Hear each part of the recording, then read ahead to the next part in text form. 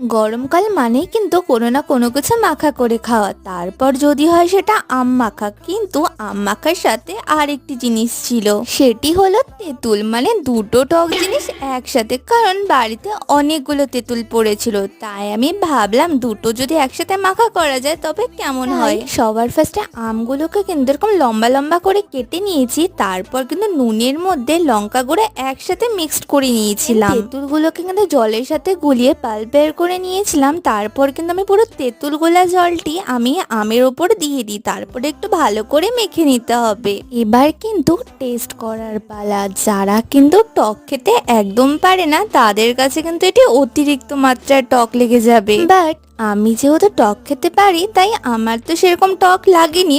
But কিন্তু এবার খাওয়ার সময় লাস্টে একটু চোখ মুখ বেঁকে গিয়েছিল। এভাবে কিন্তু মাঝে সাঝে একটু ট্রাই করা যেতেই পারে নর্মাল আম মাখা থেকে।